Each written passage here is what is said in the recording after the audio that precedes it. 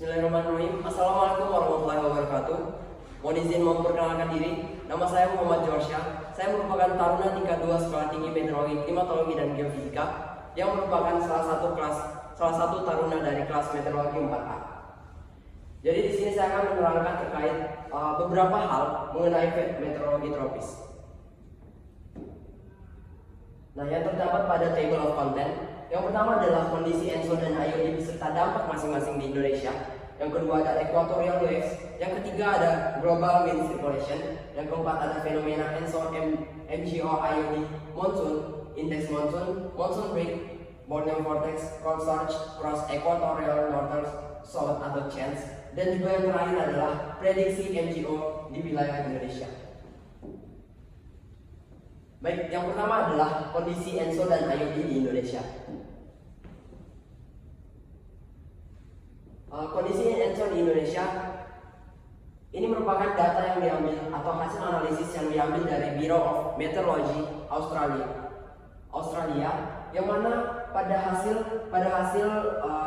analisis dari Bureau of Meteorology Australia, kita dapat melihat bahwa di sini merupakan La Nina Watch atau ENSO Outlook yang menampilkan La Nina Watch, yang mana La Nina Watch ini sendiri bukan berarti masih memasuki fase La Nina, akan tetapi ini sudah mulai lebih condong ke arah fase netral, yang mana yang mengindikasikan bahwasannya Indonesia pada akhir tahun 2024 itu terindikasi bahwa masih di standar normal atau standar netral. Nah, kondisi saat ini itu adalah netral di Indonesia. Kondisi ENSO saat ini adalah netral. Nah, ada beberapa tanda awal bahwa La Nina mungkin terbentuk di Samudra Pasifik pada akhir tahun 2024. Akibatnya pandangan ENSO pada Bureau of Meteorology telah bergeser ke La Nina Watch. Ketika kriteria La Nina telah terpenuhi di masa lalu, peristiwa La Nina kemudian berkembang sekitar 50% dari waktu yang ada. Ada peluang sekitar yang sama dari kondisi ENSO netral dalam periode prospek yang sama. Jadi jika kita melihat dari hasil rata-rata praktikum model internasional untuk Nino 3.4, kita dapat melihat bahwasannya pada bulan Juni ini merupakan perakiraan pada tahun 2024, yang mana pada bulan Juni itu masih berada pada fase netral. Di bulan Agustus itu mulai condong ke fase La Nina, dan di bulan Oktober itu lebih condong lagi, cukup condong ke La Nina. Selanjutnya adalah bagaimana kondisi IOD di Indonesia. Nah, jika kita melihat dari Bureau of Meteorology Australia, kita bisa melihat hasil analisis yang berupa IOD index dan juga rata-rata perakiraan model internasional untuk IOD. Nah, jadi kita bisa melihat nilai terbaru dari indeks IOD adalah plus 0,22 derajat Celcius, yang adalah nilai mingguan kedua berturut-turut dalam ambang batas yang netral secara historis. Ini mengikuti 7 minggu indeks berada di atas ambang IOD positif, yaitu plus 0,4 derajat Celcius. Yang biasanya peristiwa IOD positif dianggap sedang berlangsung setelah indeks IOD dipertahankan di atas 0,4 derajat Celcius selama sekitar 8 minggu. Jadi jika kita melihat pada IOD index ini, kita bisa melihat ini adalah pemodelan IOD index, yang mana ketika IOD indexnya berada di atas 0,4 selama 8 minggu berturut-turut, maka hal itu bisa dikatakan bahwa saat itu sedang terjadi IOD positif. Nah, akan tetapi jika kita melihat pada data yang didapatkan, data observasi pada akhir tahun 2023, yaitu pada bulan Desember, itu masih menunjukkan IOD index positif hingga di bulan Januari 2024, dan kemudian di bulan Februari itu mengalami penurunan menjadi fase netral atau IOD netral. Nah, kemudian di bulan Maret, April dan juga Mei, bulan Maret dan April itu masih berada di IOD index plus 0,4. Kemudian pada saat hasil perkiraan atau forecast mean, rata-rata perkiraan yang didapatkan itu adalah pada bulan Mei hingga bulan Agustus, didapatkan bahwa kondisi di Indonesia masih berada pada IOD index positif, yang mana ini mengindikasikan akan terjadi positif fase pada bulan Mei hingga bulan Agustus. Nah, kemudian pada bulan September hingga Oktober itu mengalami penurunan yang mana kembali ke fase netral atau netral fase. Selanjutnya adalah rata-rata perkiraan model internasional untuk IOD, yang mana kita bisa melihat bahwasanya pada hasil rata-rata perkiraannya di bulan Juni itu lebih condong ke positif IOD, lebih condong hampir ke positif IOD. Hingga di bulan Agustus dengan indeks IOD itu plus 0,6 derajat Celcius. Kemudian di bulan Oktober itu berada di fase netral, yang mana memiliki indeks IOD itu 0,0 derajat Celcius. Selanjutnya adalah equatorial waves. Nah, equatorial waves itu terdiri sebenarnya dari tiga gelombang. Yang mana yang gelombang pertama adalah gelombang Kelvin. Nah, gelombang Kelvin itu adalah gelombang yang berada di garis khatulistiwa. Gelombang yang terjadi akibat adanya perbedaan tekanan antara terdapat adanya high pressure area dan juga low pressure area, yang mana high pressure area bergerak menuju low pressure area. Akan tetapi terdapat angin timuran, terdapat angin pasat yang bergerak menuju ke arah barat, sehingga ketika angin pasat bertemu dengan angin yang akibat gelombang ini, angin tersebut bergerak menuju low pressure area, itu mengakibatkan adanya zona konvergensi sehingga terbentuknya awan. Yang mana awan ini nantinya akan terjadi peningkatan curah hujan, atau bisa terjadi curah hujan yang di wilayah ekuator, lebih condong di bagian timur. Akan tetapi di bagian sini kita bisa melihat ini terjadinya pembentukan area konvergensi atau terjadinya penaikan massa udara itu bisa dikarenakan adanya angin pasat yang bergerak ke arah barat, kemudian ditambah dengan angin dari high pressure area ini nanti menuju ke low pressure area, sehingga angin yang dari high pressure area menuju low pressure area akan menambah kecepatan angin, sehingga terbentuk zona konvergensi di area ini.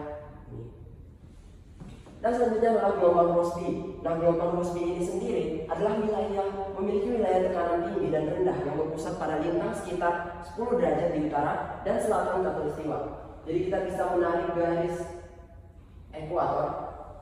Nah, garis ekuator di sini adalah garis lintang 10 derajat.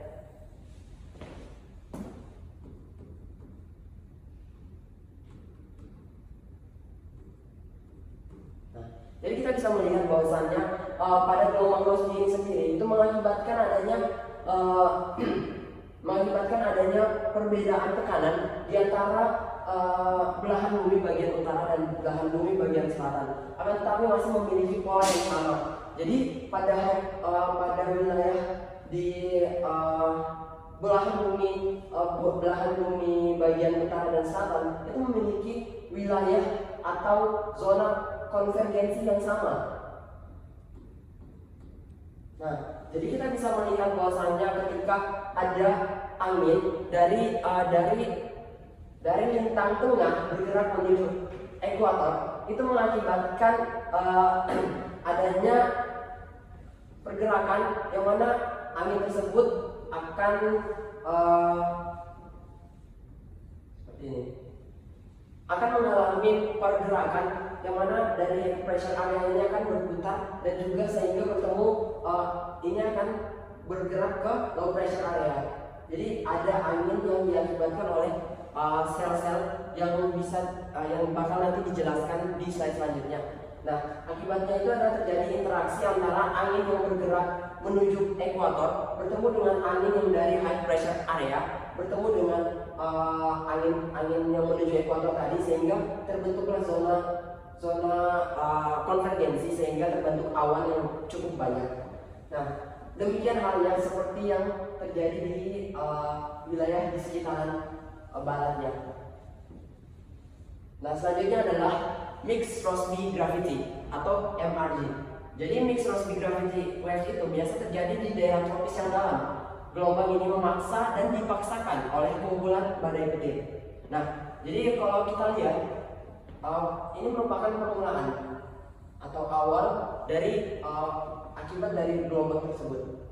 Jadi awalnya berbentuk elips seperti ini, dan kemudian semakin lama dari low pressure area ini bergerak dari high pressure area bergerak ke low pressure area, sehingga ketika low pressure area ini sudah menjadi high pressure area, itu di belahan bumi utara akan terjadi akan berbalik menjadi low pressure area. Nah, sehingga terjadi adanya sirkulasi seperti ini. Nah, jadi ketika ketiga hal ini berinteraksi mengakibatkan adanya low pressure area, high pressure area, dan low pressure area, high pressure area, atau tekanan rendah dan tekanan tinggi, yang mana hal ini menyebabkan adanya zona subduksi kembali.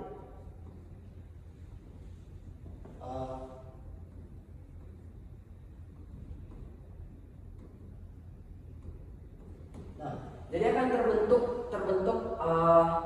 nantinya akan terbentuk adanya zona konvergensi yang menyebabkan pembentukan awan di belahan bumi bagian utara dan juga bumi bagian selatan yang di sekitaran garis ekuator, yang mana hal ini berseberangan antara lokasi terbentuknya zona konvergensi di wilayah bagian selatan dan juga wilayah bagian utara.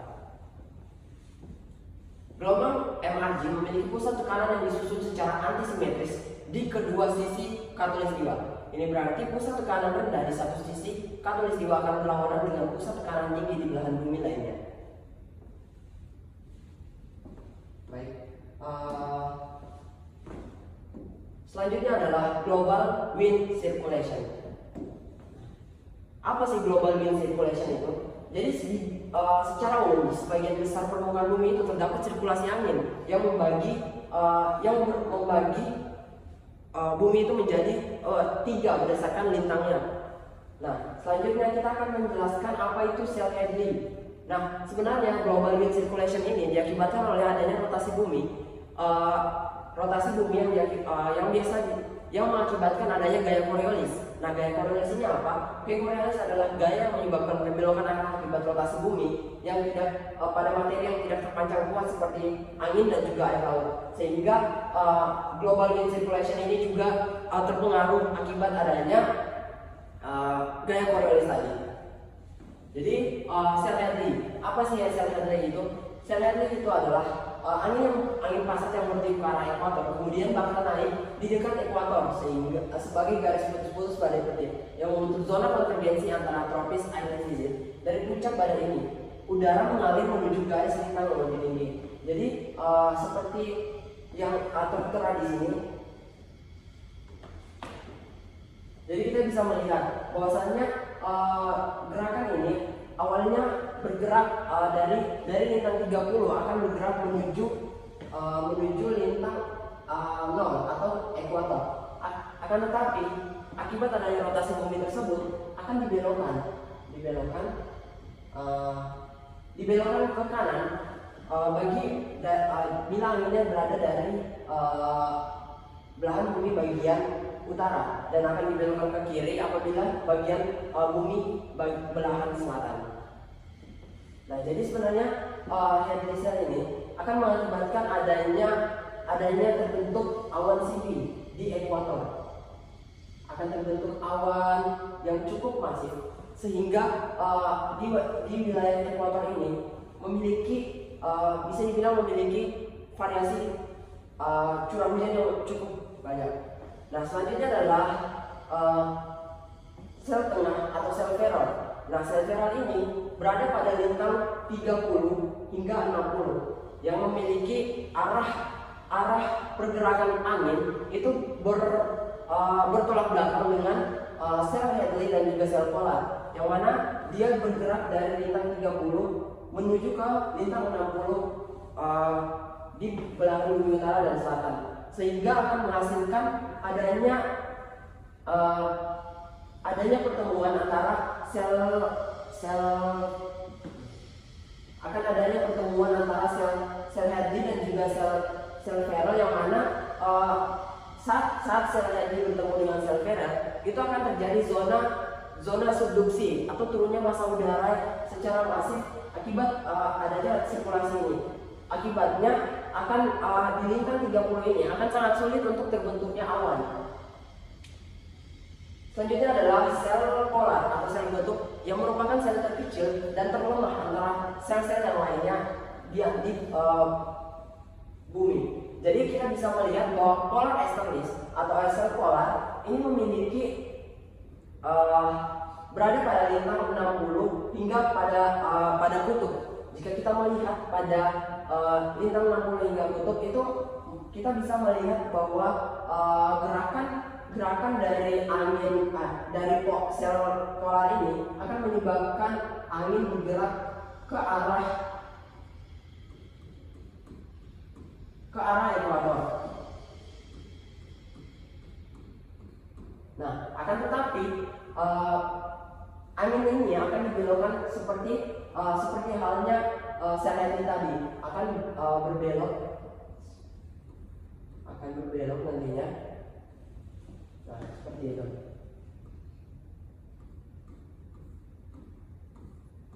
Nah, jadi itu di bagian antara pertemuan di lintang 60, di pas perbatasan lintang 60 akan terjadi adanya pertemuan antara sel Ferrel dan juga sel polar, yang mana nantinya akan terbentuk zona subduksi, akan terbentuk zona konvergensi, sehingga di lintang 60 cenderung memiliki lebih banyak hujan, seperti itu.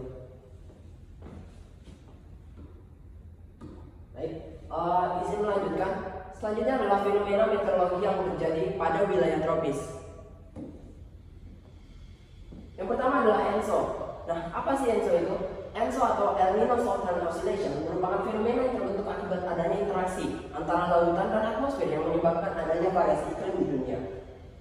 Jadi, interaksi antara laut dan atmosfer ini saling mempengaruhi antara satu dengan yang lainnya, yang mengakibatkan adanya osilasi atau perulangan yang terjadi antara di bagian bumi bagian Southern.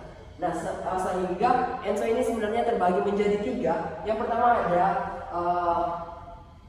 ada fase yang mana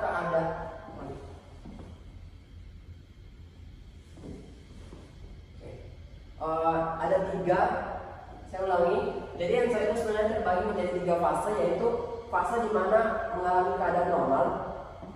Selanjutnya adalah La Nina dan El Nino. Nah, apa sih sebenarnya El Nino, La Nina, dan fase netral itu? Nanti di slide selanjutnya kita akan mempelajari lebih dalam apa sih El Nino dan juga La Nina itu. Jadi sebenarnya ENSO ini biasanya terjadi selama 9-12 bulan dan memiliki rata-rata kejadian setiap 2-7 tahun berulang. Nah,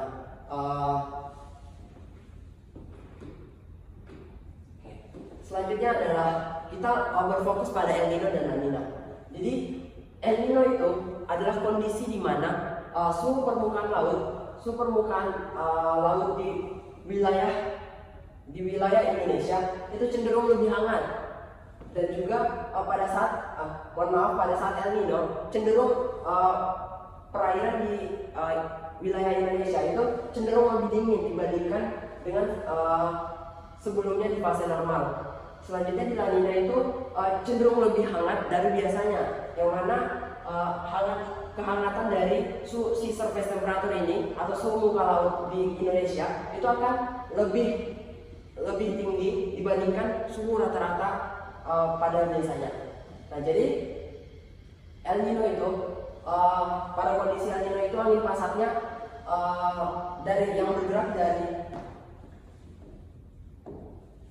angin pasat yang bergerak dari timur ke barat itu akan melemah atau bahkan berbalik arah karena adanya westerly wind akibat adanya sirkulasi walker tadi. Jadi kondisi ini membuat kolam air hangat berpindah. Yang awalnya kolam air hangat di sekitaran Indonesia itu akan bergeser di wilayah Samudra Pasifik. Nah, sehingga di wilayah Indonesia itu akan cenderung lebih dingin Nah, ketika suhu kolam air hangat ini bergerak di Samudra Pasifik, apa yang terjadi? Maka yang terjadi adalah akan terbentuknya zona konvergensi atau kenaikan massa udara yang membentuk awan di sekitar Samudra Pasifik, sehingga hujan akan terjadi atau curah hujan akan meningkat di wilayah Samudra Pasifik. Nah, berbeda dengan La Nina. La Nina itu adalah ketika La Nina ini terjadi, itu angin pasatnya akan lebih cepat atau lebih kencang. Nah, jadi sebenarnya untuk fenomena El Nino dan La Nina ini merupakan bisa dikatakan sebagai osilasi. Karena kenapa? Karena hal-hal atau parameter yang menjadi pengukuran La Nina dan El Nino itu adalah saling mempengaruhi antara satu dan yang lainnya. Jadi ketika suhu muka laut menjadi lebih hangat, itu akan berpengaruh kepada angin pasatnya. Seperti begitu juga sebaliknya. Nah, dan juga ketika ekuator kolam air hangat berada di bagian timur Indonesia, maka apa yang terjadi? Yang terjadi adalah akan terjadi zona subduksi di bagian wilayah Indonesia. Nah, berbeda dengan wilayah Samudra Pasifik yang cenderung akan menjadi lebih dingin, sehingga akan terjadi zona subduksi di wilayah Samudra Pasifik yang mengakibatkan sangat sulit terbentuk awan di wilayah Samudra Pasifik. Akibatnya akan daerah Samudra Pasifik akan kekurangan curah hujan seperti itu. Oke, baik, selanjutnya adalah Madden-Julian Oscillation. Madden-Julian Oscillation seperti namanya oscillation. Jadi ini adalah osilasi yang mana terbagi menjadi 8 fase. Yang mana pada Indonesia itu fase aktif yang mulai mendatangkan hujan itu fase aktifnya terdapat pada fase 3. Terdapat pada fase 3.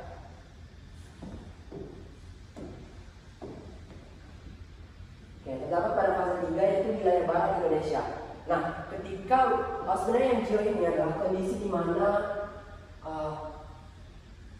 wilayah Indonesia, wilayah Samudra Pasifik dan Samudra Hindia itu ditinjau bagaimana suhu muka laut sehingga mengakibatkan adanya di sini akan terjadi adanya awan akibat adanya zona konvergensi atau massa udara yang ke atas, dan juga sama halnya di bagian wilayah barat Indonesia yang akan terjadi akan terbentuk awan sehingga wilayah bagian barat akan terdampak adanya penurunan curah hujan akibat MJO ini.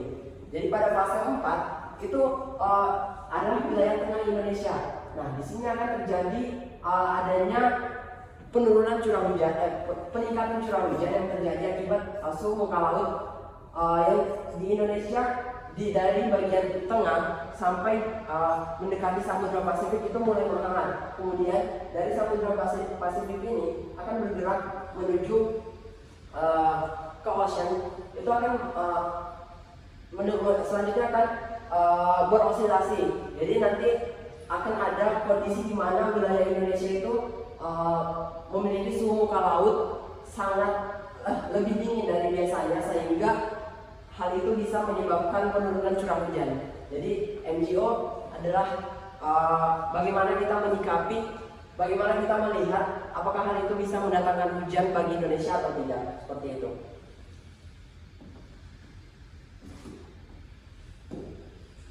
Oke, selanjutnya adalah Indian Ocean Dipole. Nah, seperti namanya, Indian Ocean Dipole, Indian. Jadi Indian Ocean Dipole ini adalah berfokus pada Samudra Hindia dan juga wilayah Indonesia. Nah, didefinisikan sebagai dengan perbedaan SST antara dua area atau dua polar, di mana perbedaan itu terjadi di Western Pole dan Eastern Pole. Ada dua area yang digunakan untuk melihat perubahan suhu. Yang pertama ada di Laut Arab Samudra Hindia bagian barat, dan yang kedua ada di Samudra Hindia bagian timur. Nah, konsep air ini mirip dengan ENSO, yang mana di kedua area ini lebih dingin dan hangat. Akan tetapi fokus daerah yang ditinjau itu adalah berbeda antara ENSO dan air.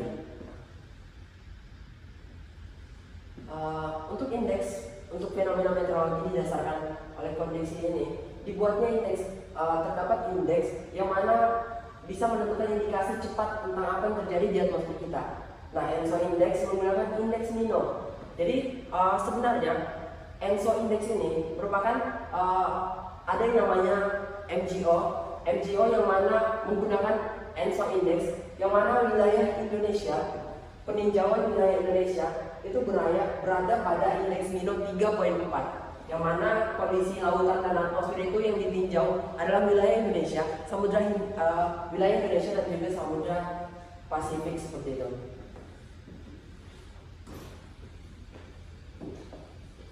Nah, selanjutnya adalah gambar yang kita bisa melihat pada gambar Indian Ocean Dipole pada positif fase dan juga negatif fase. Nah, jika kita melihat pada positif fase ini, untuk wilayah bagian Samudra Hindia itu cenderung lebih hangat dibandingkan dengan wilayah Indonesia yang cenderung lebih dingin. Apa yang terjadi ketika hal ini? Ketika positif fase akan terjadi peningkatan curah hujan akibat adanya zona konvergensi di Samudra Hindia, sehingga dan juga ada zona induksi yang mengakibatkan sulitnya terbentuk awan di daerah Indonesia. Nah, Indian Ocean Dipole itu selaras dengan fenomena ENSO yang mana pada kondisi El Nino, yang mana Indonesia akan mengalami kekeringan. Kekeringan yang dimaksud adalah mengalami sedikit curah hujan yang terjadi di wilayah Indonesia. Nah, berbeda dengan negatif fase ini kita bisa melihat bahwasannya kita meninjau di Samudra Hindia itu cenderung lebih dingin dari biasanya, dan juga di wilayah Indonesia cenderung lebih hangat dari biasanya. Jadi apa yang terjadi? Akan terbentuk adanya zona konvergensi di wilayah Indonesia yang mengakibatkan bertambahnya curah hujan secara masif di wilayah Indonesia. Oke, baik. Selanjutnya adalah monsun. Nah, jadi monsun itu apa sih? Monsun itu adalah musim yang bisa kita lihat pada Indonesia itu memiliki hanya 2 musim, teman-teman. Jadi ada musim dingin dan juga musim panas. Nah, monsun adalah sistem sirkulasi regional yang mempunyai variasi musiman. Monsun ditandai oleh perbalikan musiman sistem angin utama yang diartikan sebagai perubahan arah gaya gradien tekanan permukaan dan cuaca utama ketika musim panas dan ketika musim dingin. Penyebab utamanya adalah pergerakan titik kulminasi matahari terhadap bumi yang bergerak utara selatan dan terciptanya kontras tekanan dan suhu antara benua dan samudra. Oke, baik, di sini kita bisa mengenal 2 musim yang meliputi bulan Desember, Januari, Februari, dan Juni, Juli, Agustus, yang mana hal itu merupakan musim dingin, periode musim dingin. Sedangkan pada bulan Maret, April, Mei itu dan juga September, Oktober, November itu merupakan musim panas seperti itu. Namun ada yang dinamakan musim transisi antara kedua monsun yang terjadi pada Maret, April, Mei. Nah, dan September, arah dan kecepatan angin bertiup itu tidak menentu. Nah, jika kita melihat pada gambar ini, sebenarnya monsun timur dan juga monsun barat itu memiliki pola yang cukup sama, akan tetapi memiliki arah yang berlawanan. Seperti itu. Di sini melanjutkan. Selanjutnya adalah ada indeks monsun dan monsun rate. Apa sih indeks monsun itu? Nah, data yang digunakan pada indeks monsun adalah WNPMI dan AUSMI, yang mana WNPMI ini didefinisikan sebagai perbedaan rata-rata wilayah sirkulasi angin baratan pada level tekanan 850 hektopascal antara wilayah utara ekuator A, yaitu 50 sampai 150 north, 1000 sampai 1300 east, dan wilayah utara ekuator B dengan 200 sampai 300 north dan 1100 sampai 1400 east. Nah, sedangkan tadi sudah dijelaskan bahwasanya indeks WNPMI yang dihitung dari perbedaan sirkulasi angin baratan secara melintang tersebut berhasil menggambarkan dengan sangat baik intensitas angin baratan serta vortisitas angin level bawah yang berkaitan dengan aktivitas gelombang Rossby sebagai respon terhadap sumber panas konvektif di Laut Filipina, di mana keduanya adalah mekanisme utama yang mengatur variabilitas hujan di wilayah tersebut. Nah, sedangkan indeks monsun AUSMI didefinisikan sebagai rata-rata wilayah angin zonal pada wilayah 5 derajat hingga 15 derajat south dan 10 derajat hingga 130 derajat east. Indeks AUSMI dapat menggambarkan variabilitas sirkulasi skala besar monsun pada musim panas Australia dengan sangat baik dalam berbagai skala waktu, baik siklus tahunan, variasi dalam musiman, dan juga variasi antar tahunan serta variasi dekada. Nah, selanjutnya adalah monsoon break. Apa sih monsoon break itu?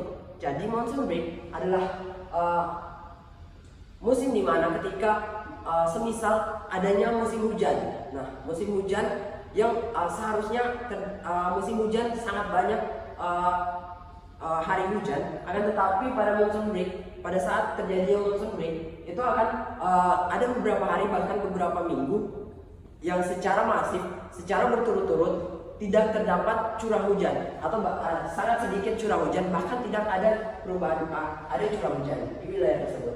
Nah, fenomena ini dapat terjadi di wilayah yang mengalami iklim monsun seperti Asia Selatan dan juga Asia Tenggara. Baik, selanjutnya adalah Borneo Vortex, yang mana Borneo Vortex ini seperti namanya Borneo, diambil dari Pulau Borneo, yaitu Pulau Kalimantan, yang mana Borneo Vortex ini berfokus pada wilayah adanya vortex di wilayah Kalimantan bagian timur, yang bagian barat, pada Kalimantan di wilayah bagian barat, yang mengakibatkan adanya pusaran angin. Nah, adanya pusaran angin yang bergerak. Nah, akan terbentuk seperti pusaran angin ini. Jadi terdapat pusat yang dimana akan terdapat peningkatan kecepatan angin di wilayah tersebut. Nah, sebenarnya Borneo Vortex ini adalah yang tampak jelas di Laut Cina Selatan ekuator dan benua maritim Indonesia bagian barat.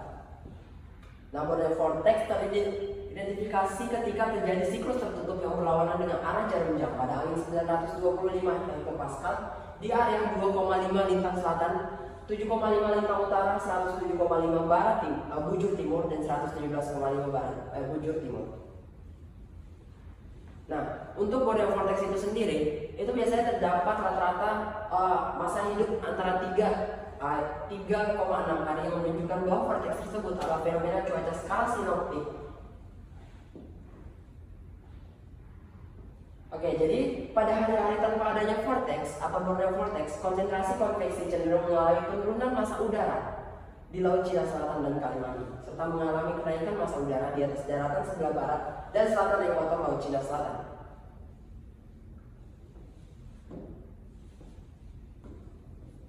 Oke, baik, selanjutnya adalah cold surge. Nah, cold surge itu adalah bagaimana aliran angin dingin itu bergerak dari utara menuju ke wilayah Indonesia.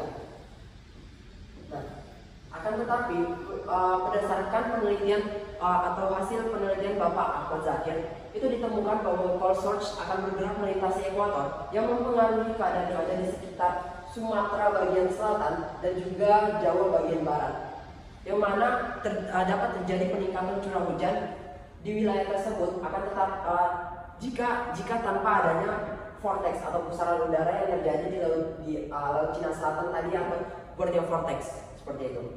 Akan tetapi jika terdapat vortex, maka hujannya akan berkurang karena surge akan mengalami hambatan di Laut Cina.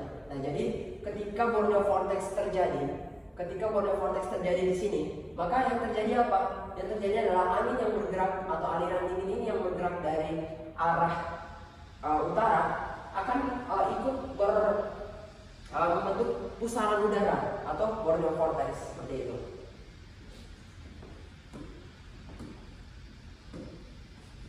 Baik, selanjutnya adalah cross equatorial northerly surge atau CENS. Jadi cross equatorial northerly surge itu akan bisa dijelaskan bagaimana ini adalah pola gelombang angin permukaan utara yang kadang melintasi ekuator di laut pedalaman Indonesia. Jadi jika kita melihat pada gambar ini, kita bisa melihat bahwa, nah, pada fase terjadinya change itu dari angin dari utara itu cenderung sangat angin dari ekuator itu akan cenderung bergerak lebih masif dan juga lebih teratur menuju ke arah utara seperti itu. Nah, dibandingkan dengan non change. Nah, apa yang terjadi ketika change bertemu dengan cold surge yang merupakan sama-sama aliran dingin, atau pada change itu merupakan gelombang angin permukaannya. Jadi apa yang terjadi? Yang terjadi adalah semakin mereka bertemu akan terjadi interaksi yang mana kedua interaksi ini saling menguatkan antara satu dan yang lainnya, yang mengakibatkan peningkatan kecepatan angin, sehingga akan terjadi memperkuat angin monsun itu 2-3 kali bahkan, sehingga mempengaruhi angin kencang yang bisa terjadi di wilayah yang disebutkan tadi, yaitu Sumatera Selatan dan juga Jawa Barat.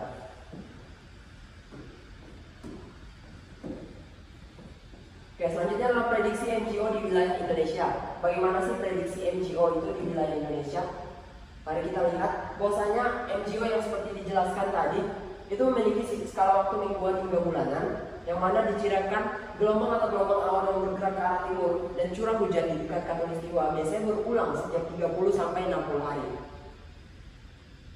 Nah, pada wilayah Indonesia, MJO-nya di Indonesia itu saat ini adalah lemah. Karena kenapa?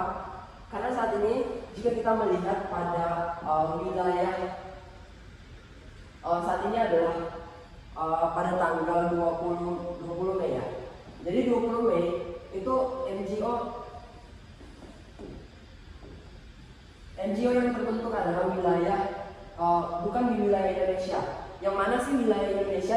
Jika melihat dari model ini, wilayah Indonesia adalah wilayah pada bagian 3, 4, dan 5, yang mana kita bisa melihat analisis mengenai MJO itu pada tanggal 1 Mei hingga 5 Mei, yang mana bagaimana cara membaca dari model ini? Kita bisa membaca dengan melihat ini di sini terdapat lingkaran yang mana ketika semakin menjauh di lingkaran atau keluar dari lingkaran, seperti di Indonesia itu pada kasus tanggal 5 Mei, itu terindikasi menjadi MJO yang cenderung lebih kuat.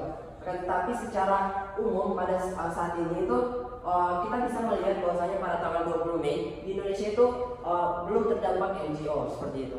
Kecuali di 5 Mei itu cukup lumayan cukup besar. Akan tetapi di tanggal 1, 2, dan 3 itu masih cenderung lebih lemah seperti itu.